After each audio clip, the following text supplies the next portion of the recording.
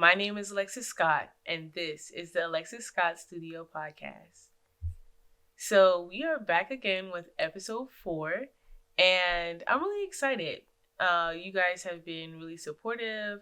Thank you to everyone who is watching, liking, subscribing, all of the things.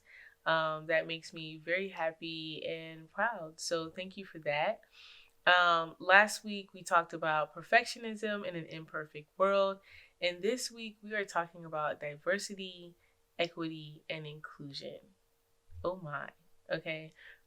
This is deep. This is a deep topic, and I think people really can connect with this topic because it is something that affects everyday people. It does. And so let's just go ahead and jump into it. Diversity, equity, and inclusion has become a really popular term, phrase, title for jobs in the last couple years, 3-4 years, and I think it's big because of things that have been going on socially, racial tensions, things of that nature. And whether it be in the media or entertainment or even in just regular workforce and education, it's all the rage as large companies and older institutions try to reflect the diversity of the world around them. My blackness and my womanhood has always been something that I've cherished personally and held close. But unfortunately, that isn't always enough when I enter non-black, majority white spaces.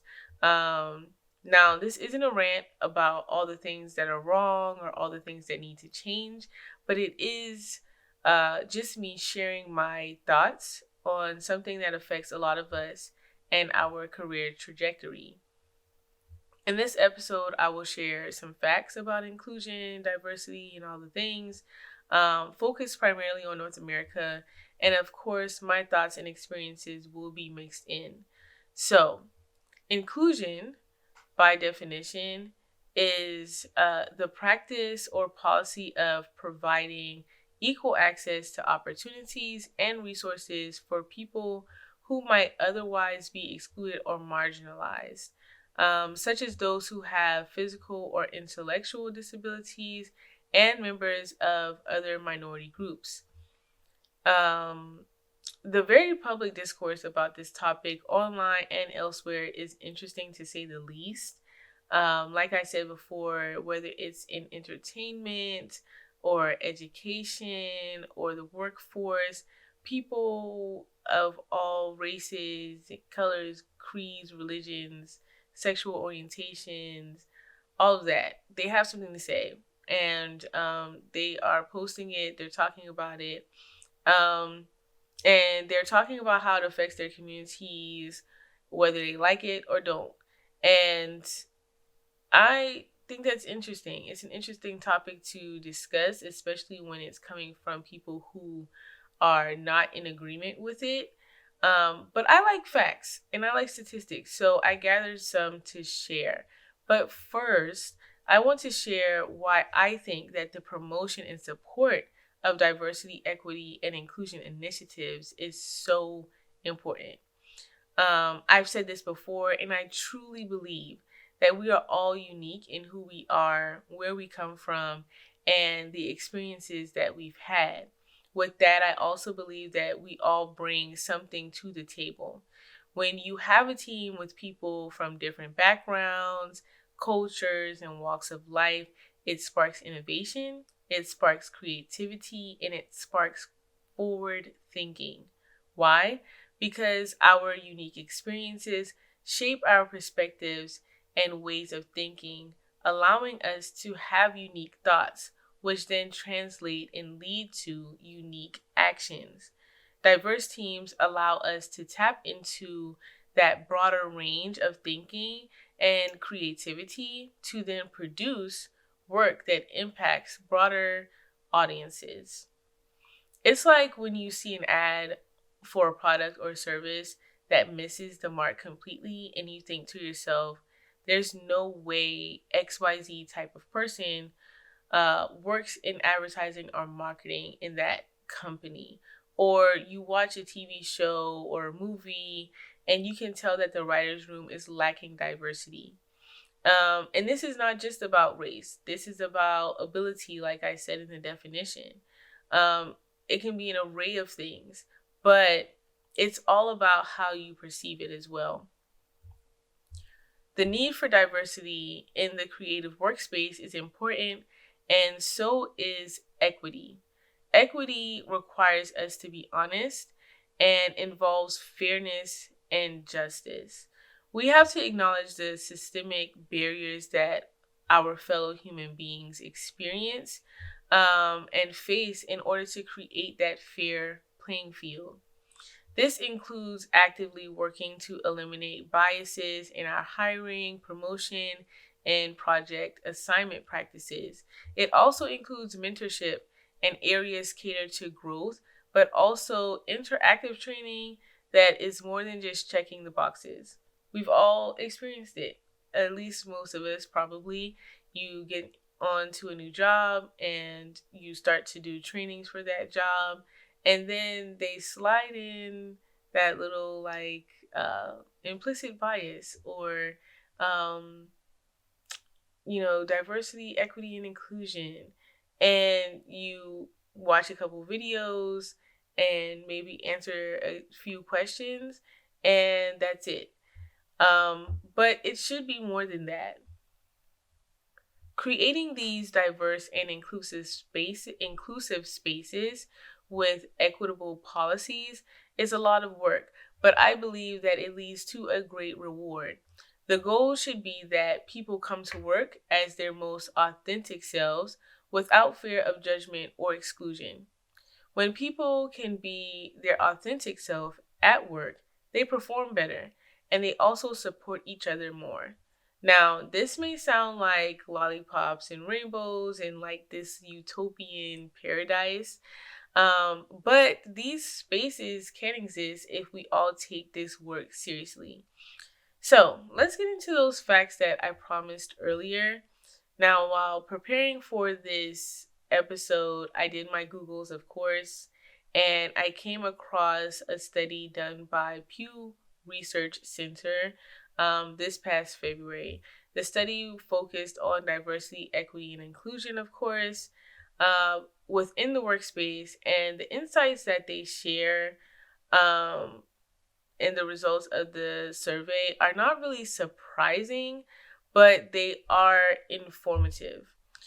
Women are more likely than men to value DEI at work. More Democratic and Democratic leaning workers say focusing on DEI at work is good compared to their Republican counterparts. Half of workers say that it's extremely or very important to them to work somewhere that is accessible for people with physical disabilities. Many say being a man or being white is an advantage where they work. Black workers are more likely than those in other racial and ethnic groups to say their employer pays too little attention to increasing DEI.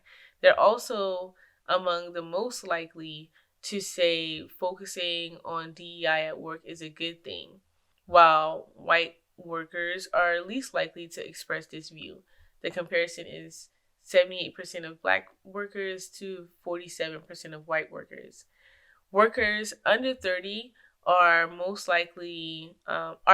likely age group to say focusing on DEI at work is a good thing.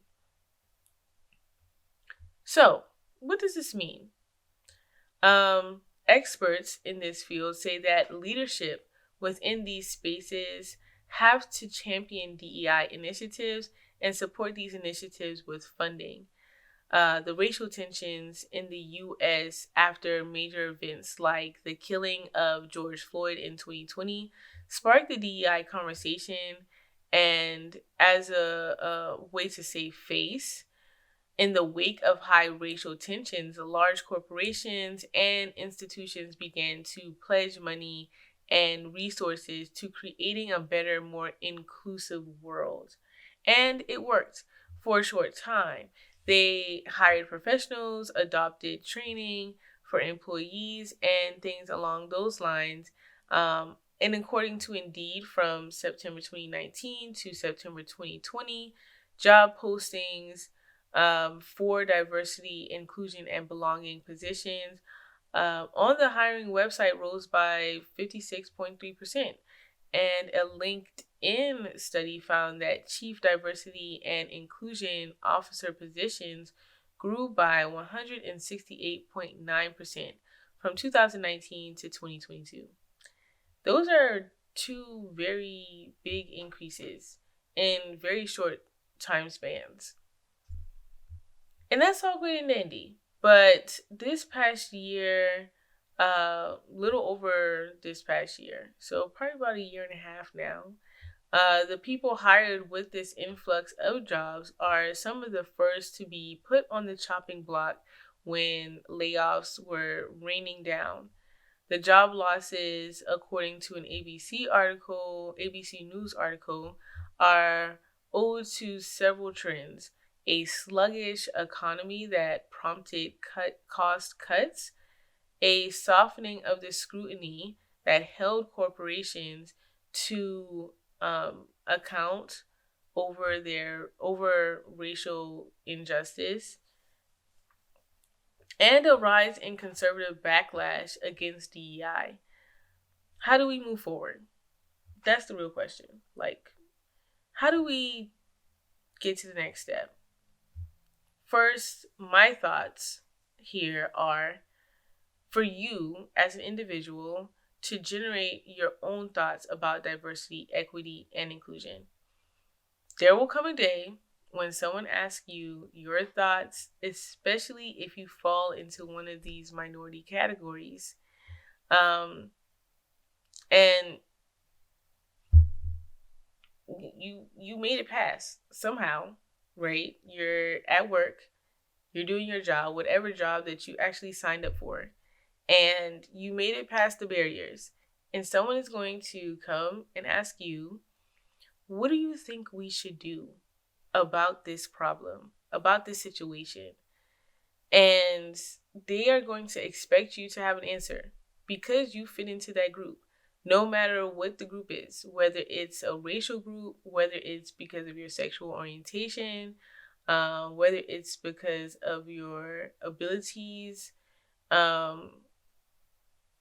They're going to ask you, and they're going to want you to have an opinion and thoughts. And maybe they don't even want you to lead the initiatives. Maybe they just want to hear your thoughts. And so you should have those prepared and ready based on facts and your own personal experiences and how it's impacted you. So that's number one. That's what I think everyone should do. Whether you fall into this group or not, be ready with the thoughts in order to share. Secondly, this work has to come from the top. The leaders of these corporations and institutions have to make DEI a business goal and a priority. And I mean a real goal with incentives and metrics. This work should be just as important to corporate leaders as increasing their bottom line or introducing innovative products or services to their portfolio. Simple as that. It should be just as serious, just as important. It should trickle down just like any other goal, and it should be aligned on and measured. And that's where the metrics come into play. Where were we at the beginning? What are we doing to get to the next step? And then at the end of that certain time frame, whether it's a year, whether it's by quarter, look at those metrics and see if the work that you're putting in is actually making a difference. Is it making an impact? We have to accept that this is going to take work. One challenge is that you have to break down pre-existing biases and stereotypes. Another is the fear of change. There are going to be people who are they're not willing to do it. They're afraid to do it. Some people are going to resist the idea of a more diverse and inclusive workspace because it challenges the status quo. But it's essential to address these challenges head on, providing education, fostering dialogue, and showcasing the positive impact of diversity in creative outputs. We need diversity. We need diversity and inclusion everywhere because diverse human beings are everywhere. And we aren't going anywhere. We are just as qualified, innovative, creative, and able to create impact. That's all the time we have for today. Thank you for tuning in to the Alexis Scott Studio Podcast. I am excited that you are here, and I hope that you enjoyed today's episode. Don't forget to like, subscribe, and leave a comment if you have something to say. Until next time, peace.